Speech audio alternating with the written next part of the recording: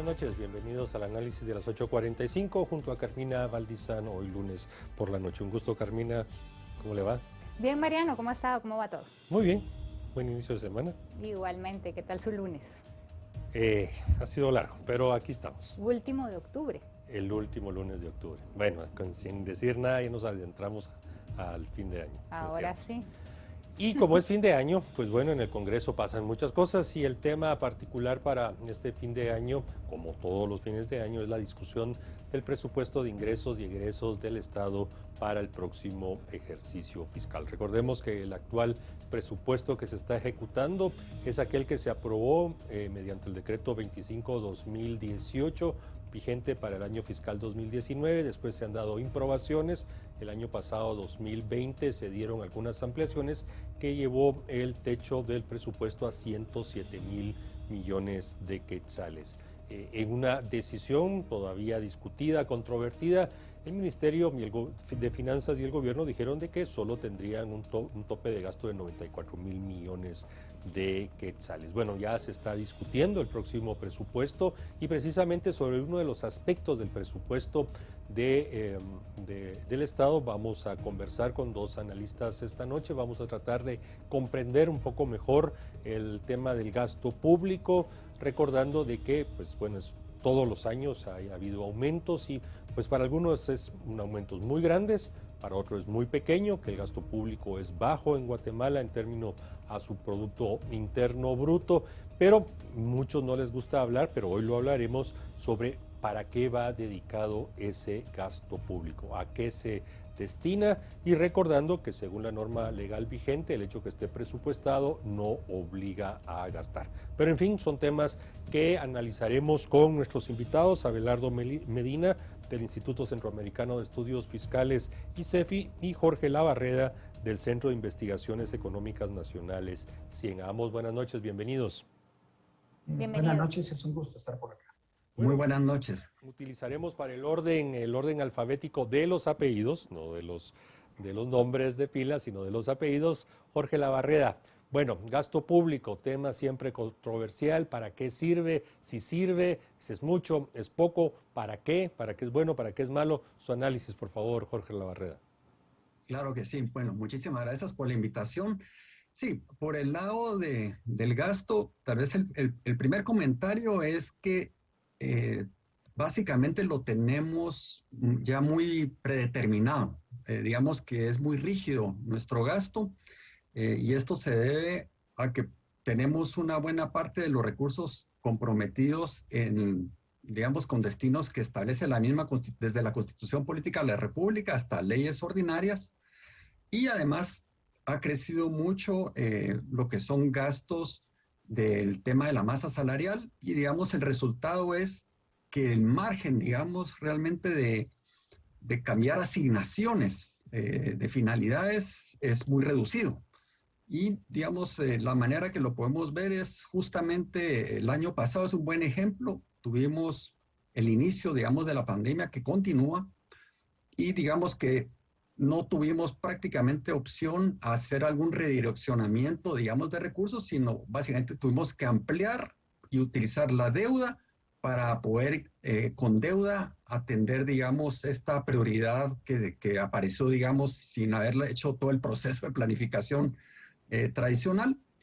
Y entonces, un poco los resultados, digamos, del gasto se ven limitados por ese problema, en mi opinión, de tanta rigidez y que en definitiva, digamos, para que dimensionemos, alrededor de una quinta parte de todo el presupuesto de egresos es lo que sigue la metodología de gestión y planificación por resultados y por lo tanto es muy poco, digamos, lo que tiene algún intento de logro de resultados estratégicos, de desarrollo, eh, y por lo tanto eso explica en parte por qué, digamos, independientemente del monto, no vemos mucho cambio, digamos, en los resultados, son cambios muy lentos. Licenciado Medina, vemos constantemente en lo que va del año 2000 para acá que los gobiernos tienen un gasto muy alto en funcionamiento, poco pago a deuda y poca inversión, sobre todo comparado con los gastos de funcionamiento del Estado. ¿Cómo analizaría usted Bueno, esto? en primer lugar, vamos a platicar de que técnicamente cuando hacemos un análisis sobre el monto que ejecuta el gobierno, efectivamente podemos denominar que hay un crecimiento significativo en términos de quetzales, que es de alguna forma el mecanismo más fácil de entender la situación. Sin embargo, cuando ya hacemos una evaluación en términos del comportamiento del gasto con respecto al Producto Interno Bruto, como lo mencionaba muy bien previamente su colega, efectivamente el gasto público no ha tenido un crecimiento con respecto al Producto Interno Bruto en los últimos años. El problema en ese punto es que el único camino que queda es terminar tratando de atender todo lo que el gobierno tiene como compromiso, de acuerdo a la Constitución Política de la República, con escasos resultados. Y aquí hay que entrar en un punto muy importante. Hay una polémica muy significativa en torno a si los gastos de funcionamiento son altos o son bajos. Hay que recordar que los gastos de funcionamiento técnicamente debieran ser los más importantes del funcionamiento del sector público, porque son esos gastos los que debieran tener como resultado, como mencionó bien mi colega anteriormente, los valores que estamos esperando. Entonces, el gasto efectivamente del funcionamiento ocupa aproximadamente el 60-62% del total de los gastos totales, si no incluimos dentro de eso el nivel de intereses. Y por supuesto, dado a que es un monto significativo y hay pocos recursos, no hay suficientes ingresos para generar inversión. Sin embargo, hay que tener cuidado, porque cuando hablamos de gasto público, cualquier nuevo gasto en inversión para darle mantenimiento a las obras públicas implicaría en el siguiente año un aumento del gasto corriente o de funcionamiento. Entonces, no debemos preocuparnos, bueno, sí nos debemos preocupar, por supuesto, sobre el monto y el uso eficiente de los recursos, pero lo más importante es qué resultados estamos obteniendo sobre esas asignaciones de recursos. Abelardo Medina, bueno, yo creo que entre economistas, pues bueno, se pueden mediatizar las cosas y ponerles alguna proporcionalidad y no despertar mucho las alarmas, pero bueno, para los usuarios, para los contribuyentes, escuchar ciertas cifras siempre es preocupante y muchas veces molesta. Y lo voy a poner en términos así generales con números.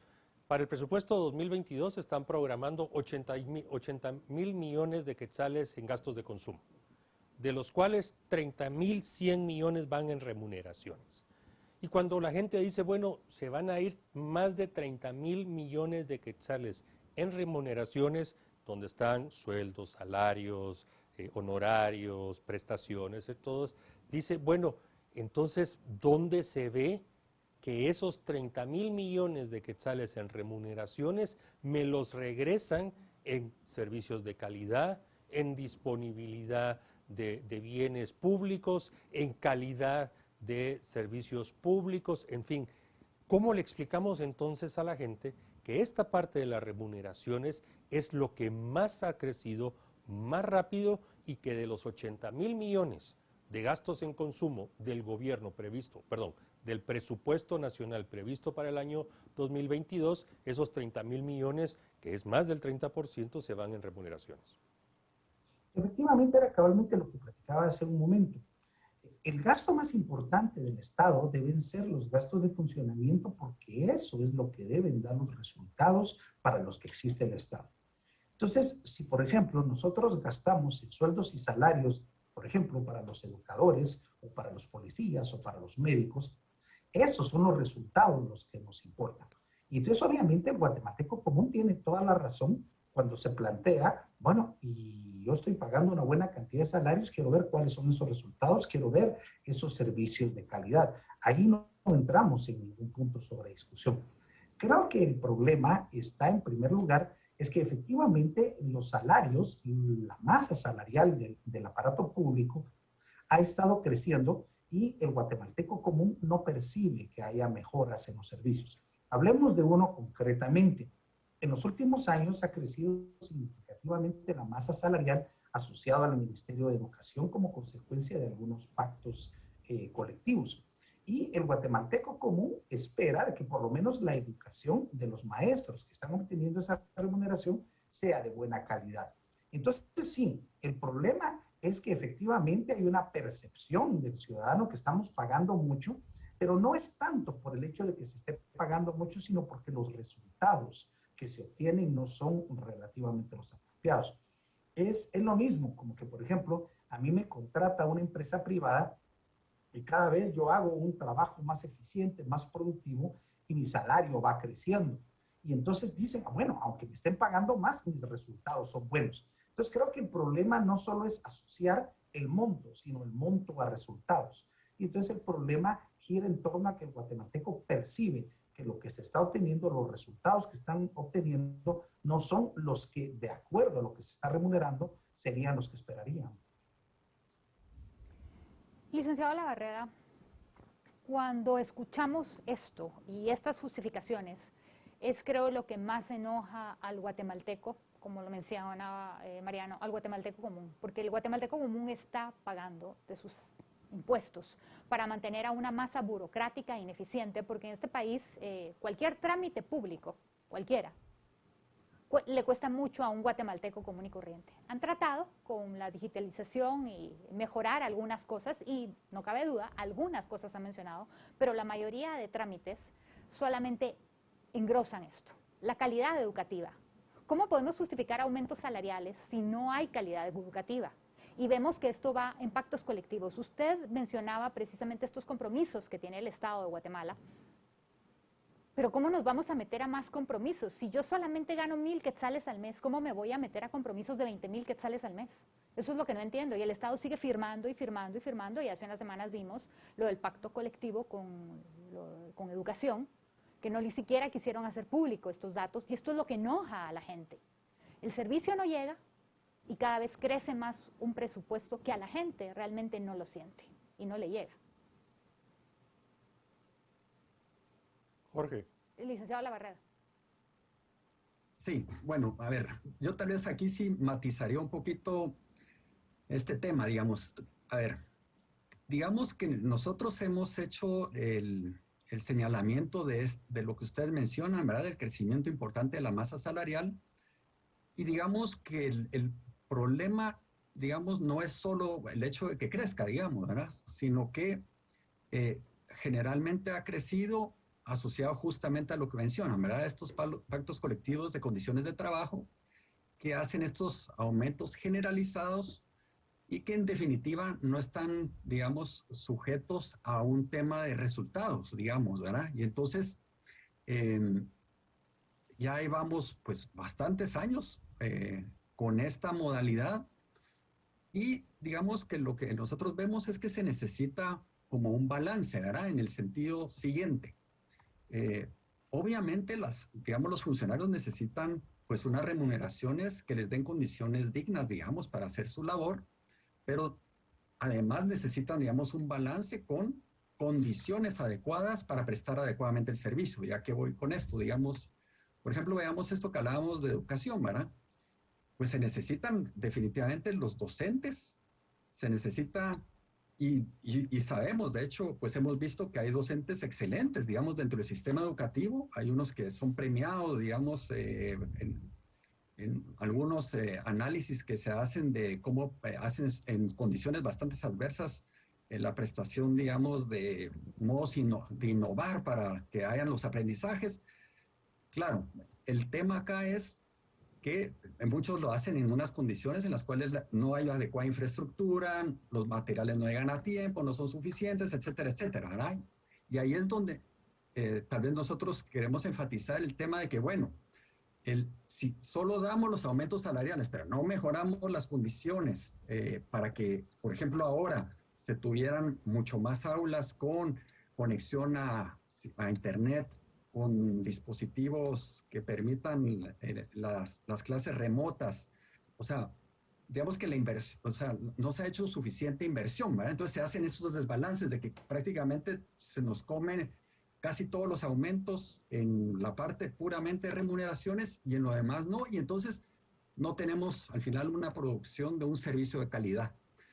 Entonces, es bien importante tratar este tema que trasciende, digamos, el tema de presupuesto, y entonces se requiere, en nuestra opinión, una reforma del servicio civil en general, de tal manera que se promueva una mayor rendición de cuentas, pagos y, digamos, los incrementos, pero que ya no sean de negociaciones bilaterales, sino que sea una cosa mucho más abierta, transparente, en la cual hayan carreras, porque necesitamos una carrera y que no dependa de esa carrera profesional en el dando el servicio público de contactos y de estar sindicalizado, ese tipo de cosas, sino verdaderamente que sea por un desempeño en la función pública y que tengan entonces sí condiciones dignas para prestar esos servicios, pero dando los resultados al final del día, que es lo más importante. O sea, al final nosotros lo que decimos es el presupuesto tiene que ser un instrumento eficaz, eficiente, transparente para verdaderamente alcanzar los resultados de desarrollo que mejoren en definitiva las condiciones de vida de la población. Eso es, digamos, como la visión a la que hay que avanzar. Y no lo vamos a resolver en estas discusiones anuales de la aprobación del presupuesto, sino que aquí lo que nosotros estamos viendo son los síntomas de no tener un adecuado servicio civil, y lo mismo nos pasa con el tema de las contrataciones, ¿verdad? Que llevamos como una gran cantidad de reformas a esa ley, de tal manera que ya realmente no perdió totalmente el espíritu, digamos, y no resuelve, no nos ha dado una respuesta favorable, y por lo tanto, estas son las consecuencias, digamos, las que nosotros vemos en estos presupuestos es la consecuencia de no entrarle a los temas de fondo.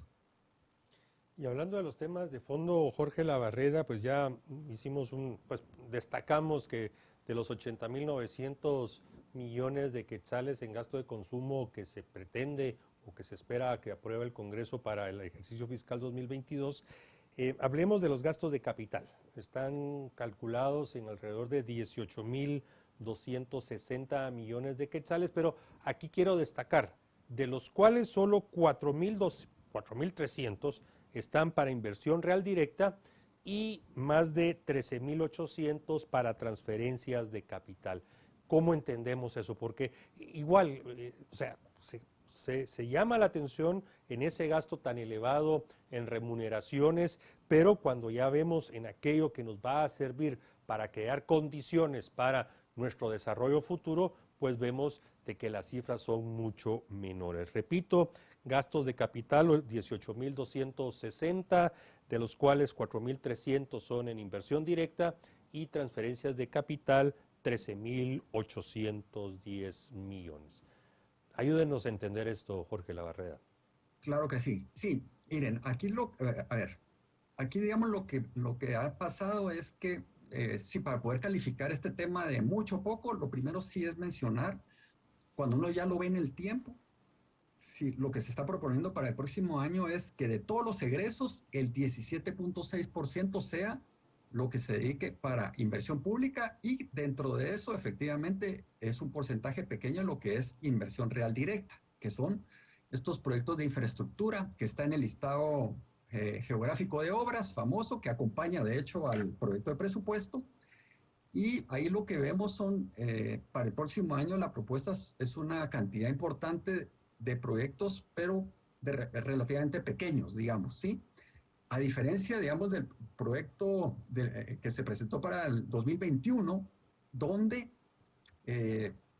la idea era totalmente, digamos, apostarle a grandes proyectos, y ahí digamos, el problema que tuvo esa versión fue, y era un capítulo adicional, digamos, específico en esa propuesta, pero ahí el problema que hubo fue que no estaban listos, digamos, todos los estudios técnicos de factibilidad de esos grandes proyectos.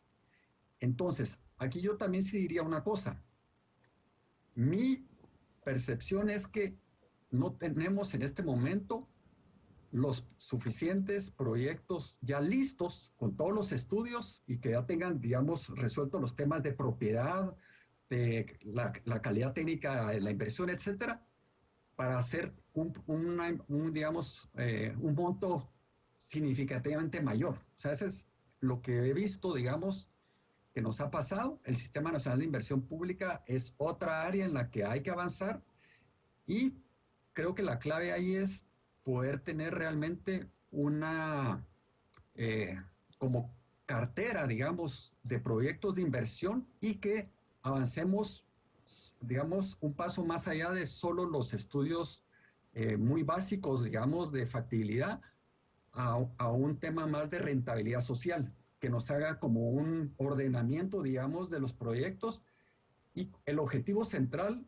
debiera ser que los proyectos que ya tengan, digamos, rentabilidad social positiva, nos eviten justamente hacer inversiones que parecieran una buena idea, pero que si no está adecuadamente desarrollada termina siendo negativo. Podemos pensar en el paso, digamos, el libramiento de Chimaltenango, por ejemplo, ¿verdad? Como un ejemplo donde pues de nada nos sirve una inversión grande que no está, digamos, bien hecha, ¿verdad? Entonces es una rentabilidad social negativa. Entonces esos proyectos no deben pasar.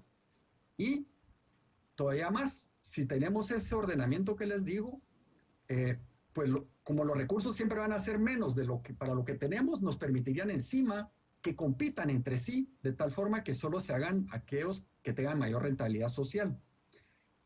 Eso no existe hoy. Y entonces hay un gran espacio, digamos, de oportunidad de mejorar la calidad también de esa inversión. O sea, aquí no, yo diría que en ambos casos no solo es un tema de monto, sino en mi opinión el principal cuello de botella es la calidad detrás y que tiene que ver mucho con la etapa 1 de todo este proceso de presupuesto que es, en mi opinión, uno de los principales eslabones más débiles, que es una planificación adecuada. Si la planificación no está adecuadamente hecha, ya lo que digamos ya le ponemos números financieros en el presupuesto, de nada nos sirve incluso si lo logramos ejecutar si no tiene la calidad. Y entonces diría que en este tema de la inversión es claramente necesario un monto mucho mayor, pero sí hay que cuidar mucho este tema de la calidad, digamos, de la infraestructura que finalmente se vaya a financiar. Licenciado Medina, vimos en pantalla cuánto se ha gastado en los últimos 20 años y hay una constante, la inversión no mejora.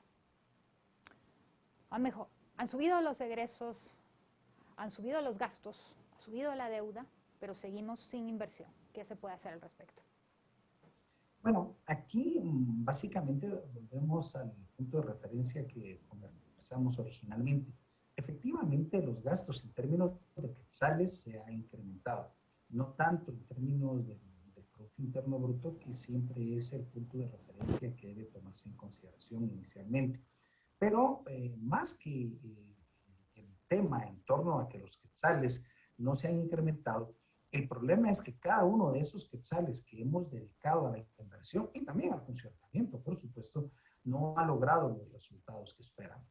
Vimos en algún momento histórico del país que se incrementaban dramáticamente los gastos para carreteras, por ejemplo, pero al final esas carreteras no tenían sostenibilidad de largo plazo, simplemente por el hecho de que no existían los suficientes criterios de calidad para evaluar esos gastos de inversión. Entonces, el problema primariamente, y ahí sí estamos completamente de acuerdo, es que lo que debiéramos tener son elementos que nos permitan, en primer lugar, garantizar que la inversión que vamos a realizar tenga el suficiente nivel de rentabilidad, pero al mismo tiempo que existan los suficientes criterios para el mantenimiento. El problema real, y quiero que comprendamos este aspecto, es que si yo hago una carretera hoy y esa carretera me va a representar un X nivel de gasto, yo los siguientes años le voy a tener que dar mantenimiento. El problema está de que si yo hago una carretera hoy, pero no estoy contemplando un aumento de esos gastos de mantenimiento asociados, lo que va a pasar es que el siguiente año voy a tener que sacrificar la inversión para aumentar el gasto de mantenimiento. Y entonces nos encontramos con esta paradoja que trato de aumentar los gastos de inversión, pero como no puedo aumentar el techo presupuestario, al final el mismo funcionamiento absorbe la inversión. Y entonces deberíamos estarnos focalizando en hacer gastos de inversión que sean lo suficientemente buenos, lo suficientemente productivos pero asegurarnos también de que el gasto de mantenimiento, el gasto de funcionamiento sea razonablemente bueno para que esté obteniendo los resultados. Y aquí obviamente implica la necesidad de tener una planificación de largo plazo.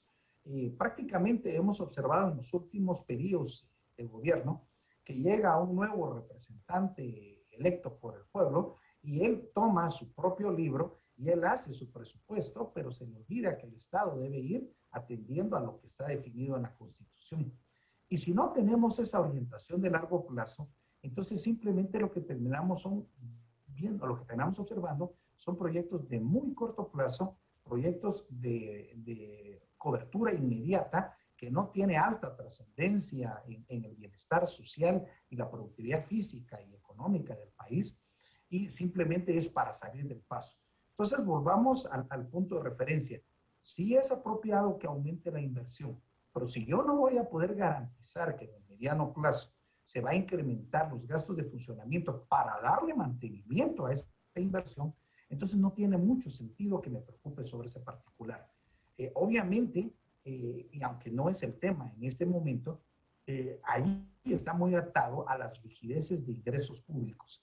Entonces debemos buscar la forma de que si tenemos pocos ingresos, hagamos la mejor inversión y el mejor gasto de funcionamiento para que valga la pena.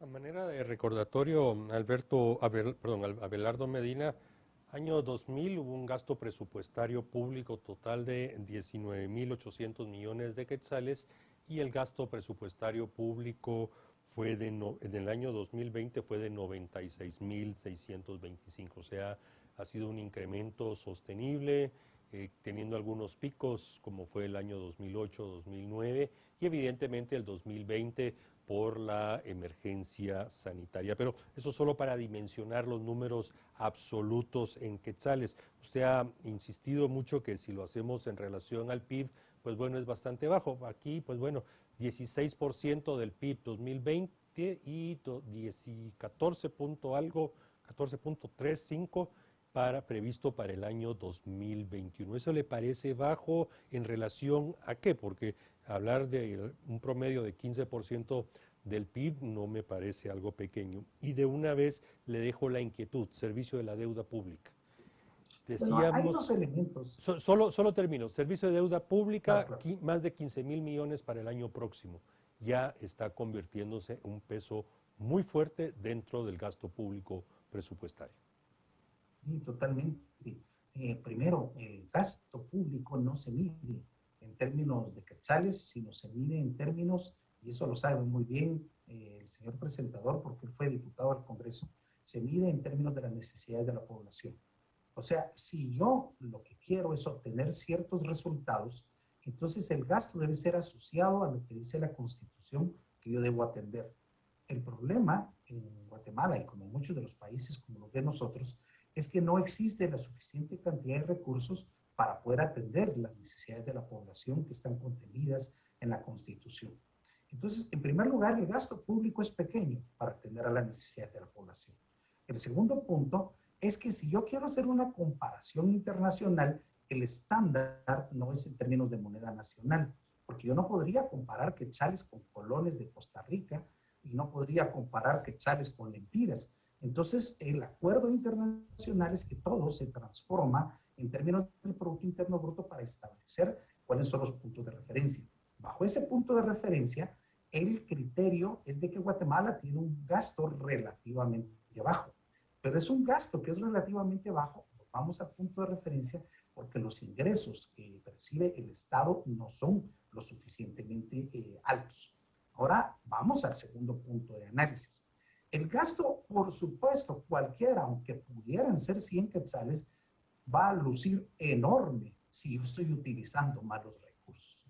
O sea, si por ejemplo yo utilizo una cantidad para pagarle a los funcionarios públicos, pero los funcionarios públicos me están dando servicios de calidad y están contribuyendo al alcance del bienestar que está en la Constitución, entonces ningún gasto público puede ser alto.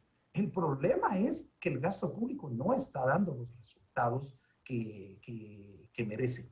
Y entonces casi cualquier cantidad que decidamos que va a incrementarse en el gasto público no es bienvenida. Y yo lo entiendo, yo lo hago también, porque yo también pago impuestos. Y entonces a mí me molesta que muchos de los recursos que se están utilizando no permitan obtener los resultados que esperamos. Y lo del servicio de la deuda es indiscutible. Si yo trato, y esa es la experiencia, trato de mantener un Estado rígido con un funcionamiento ineficaz, en donde no estoy obteniendo los resultados que dice la Constitución, pero al mismo tiempo no estoy siguiendo patrones de consumo eficiente, en donde lo que gasto es lo menos posible para obtener los resultados, entonces simplemente no hay cantidad que alcance. Y entonces lo que termina sucediendo es que me endeudo. Y si la deuda es creciente, el nivel de servicio de la deuda es creciente. Y ese servicio de la deuda creciente lo que provoca es que cada vez un porcentaje mayor del presupuesto sea absorbido en servicio de la deuda. Entonces ya tenemos otro problema, porque no solo, como lo mencionamos en el pasado, tenemos mala planificación y los incrementos salariales se dan sin la planificación y un sistema apropiado, sino también parte del crecimiento se va en intereses y en pago de deuda. Y entonces obviamente ya no tenemos recursos para poder invertir más en el Estado. Entonces se termina volviendo una especie como de círculo vicioso en donde el Estado mejora, no mejora por una serie de fallas, dentro de las que están obviamente la falta de recursos, la falta de planificación, el uso apropiado de los recursos, el combate efectivo a la corrupción, etcétera. Entonces simplemente lo que tenemos que ver es que nuestro gasto es pequeño en términos de estándares internacionales, pero en términos de lo que estamos obteniendo en muchos de los rubros, no en todos, pero en muchos de los rubros, por lo que se está gastando, sí, por supuesto que puede ser enorme.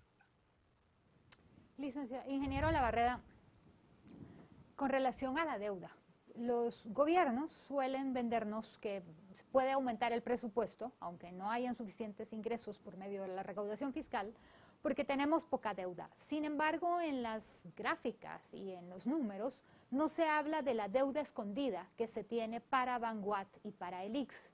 Eso ellos no lo contabilizan, se llama deuda escondida precisamente, no se refleja en números, pero esa deuda está y cada vez crece más. Y eso es una información que la ciudadanía debería de conocer. Sí, a ver, tal vez aquí, digamos, sí hay una práctica que se ha hecho recientemente, que es incluir una separata de riesgos fiscales, se llama. Y justamente ahí se incluye algún análisis de pasivos contingentes, digamos, ¿verdad? Que incluso son otro tipo de, digamos, de potenciales de pagos que tenemos que hacer, ¿verdad? Como país, me refiero. Y que incluyen otros temas como incluso a nivel de las municipalidades, que de hecho no es mucho el asunto, pero ¿verdad? Empresas públicas, digamos que ahí se contabiliza todo esto otro. Yo ahí lo que diría es que no solo es el tema, o sea, a ver, nos falta avanzar. Hemos hecho un buen avance en identificar ciertos riesgos que hay, que de hecho, por cierto, solo aprovechando, no solo es del tema de la deuda. Por ejemplo, hay dos riesgos que se presentaron cuando se hizo el ejercicio de presupuesto abierto, que uno era con el tema del régimen de clases pasivas civiles del Estado, el otro era justamente el de los pactos colectivos de trabajo, pero en la separata que fue al Congreso, esos riesgos ya no iban incluidos. Entonces, en general, yo lo que diría es, con esto de la deuda, pasivos contingentes, es que hay que todavía pasar un paso más, y es, además de identificar adecuadamente estos riesgos, nos hace falta una cuantificación a nivel tanto del stock como del flujo, digamos, de estos riesgos. Y el paso que nos falta realmente es ponerle probabilidades a estos escenarios para, en base a eso, tomar entonces sí las decisiones. Y digamos aquí solo para, digamos, lo que para mí es clave es poder hacer, digamos, estas decisiones viendo horizontes de mediano plazo. Porque diría más, por ejemplo, nos decía el licenciado Medina, que, por ejemplo, para el tema de inversión hay que tener en cuenta que nos va a generar también una demanda de un flujo de mantenimiento.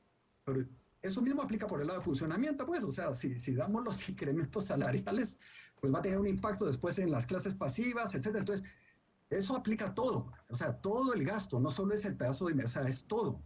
Y todo eso, incluyendo también nuestro endeudamiento. Lo que hemos tenido suerte, aunque efectivamente está creciendo, digamos, los servicios de la deuda, lo que ha hecho que no sea tanto es que ha habido una tendencia a la baja en las tasas de interés, tanto de endeudamiento interno como externo. Y entonces eso nos ha ayudado, digamos, a que no se hubiera disparado como uno hubiera pensado por el incremento que tuvo el año pasado, digamos, del saldo de deuda, digamos, que tenemos, porque se ha conseguido tasas bastante favorables. Pero eso es un tema que no se va a mantener siempre así. Y de hecho es parte de los riesgos que también hay que analizar. Hay temas de riesgo cambiario y temas de riesgo de precios, digamos, ¿verdad? La parte de tasa variable.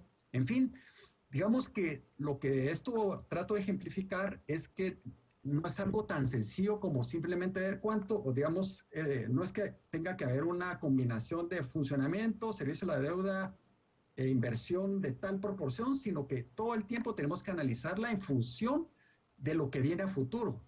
Pero no a futuro es el próximo año, sino de por lo menos los próximos 10 años. Y ahí eso no se hace. Eso básicamente es inexistente. Vamos año a año atendiendo la coyuntura. Bueno, de hecho hay una, como usted menciona, hay separatas y hay una separata de un presupuesto multianual de 3 años, pero en fin, es solo como referencia. Jorge Labarreda, en la primera respuesta que usted nos dio en este programa, ha hablado de las rigideces del gasto público. Tal vez solo nos han preguntado a qué se refiere en lo concreto, tal vez solo ejemplificar de 100 quetzales de gasto público por constitución y leyes aprobadas por el Congreso o compromisos que hay de pactos colectivos, ¿cuánto ya está comprometido de esos 100 quetzales que digamos difícilmente, o más bien desde la planificación de un presupuesto hay como que restarlos porque eso ya es por obligación constitucional, legal o de ciertos compromisos hay que tenerlos disponibles? De 100 quetzales más o menos, ¿en cuánto estamos en este momento? Claro que sí. A ver, según nuestra estimación por el lado de los egresos, encontramos alrededor del proyecto de presupuesto 2022 que tendríamos libres de 100, 14.7. ¿En qué se va el resto? O sea que 83, más de 83, 83 quetzales ya están definitivamente comprometidos. ¿Así lo tenemos que entender? Sí, sí. ¿Y en qué, digamos, para que dimensionemos? El grueso, remuneraciones, se va el 27%. Le sigue en importancia obligaciones del Estado a cargo del Tesoro, 17.5%. Los ingresos tributarios del IVA-PAS, 14.1%. Los aportes constitucionales, 8%. El servicio de la deuda pública, 14.7%. Impuestos con afectación específica, 2.7%. Ingresos propios, 1%. Donaciones, 0.2%. Y eso nos deja de todo el pastel, un 14.7%, digamos, con cierto grado de flexibilidad. Licenciado Medina, entonces viéndolo bajo esta perspectiva que es mucho más clara para nuestros televidentes y para todos, ¿qué hacer con ese 14% con todas las necesidades que tiene nuestro país? ¿Cómo priorizar ese gasto? De manera que poco a poco se vayan llenando esos vacíos y poco a poco haya más inversión y llegue más al más necesitado en este país. Bueno, asumamos por un momento de que ese 85% prácticamente que nos platicaba Jorge, de hecho nosotros teníamos una estimación que es todavía menor del nivel de disponibilidad. A ver, cuéntenosla, ¿cuál es su estimación? Sí. Nosotros tenemos 93% de rigidez, quiere decir que al gobierno solo le queda 7% efectivo.